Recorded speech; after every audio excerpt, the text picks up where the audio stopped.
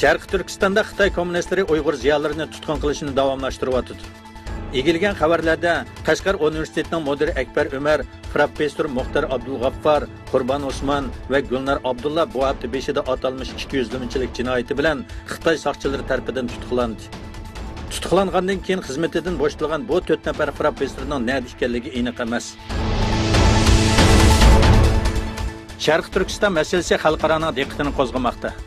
7 sentabr Birlashgan Davlatlar Insoniy huquq komiteti a'zosi Nikol Morgit Xitoy kommunistlarining Uyg'urlarga qilgan zulmlari tafsili yozilgan maktubni Amerika tashqi ishlar ministri Mike Pompeo'ga sundi.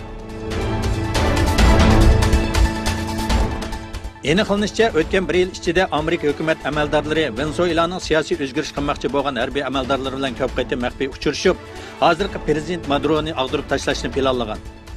Oqibatda Amerika bu siyosiy o'zgarish planidan voz kechgan.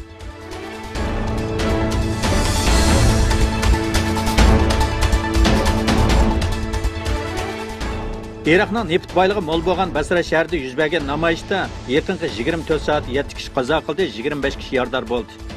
Tunugun akşam Eronning Basra shahridagi bosh konsulxonasida yuz bergan to'qinishning parda oqisida Daesh va Arab Yo'linish partiyasining balig'i faraz qilindi.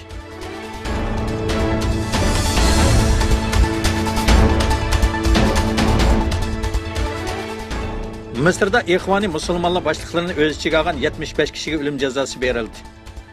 2013-yildagi Robiya maydonida yuz bergan namoyishdagi 739 kishining yaralanganlik davosida 75 kishini o'lim jazosiga, 47 kishini muddatsiz qamoq jazosiga mahkum qildi.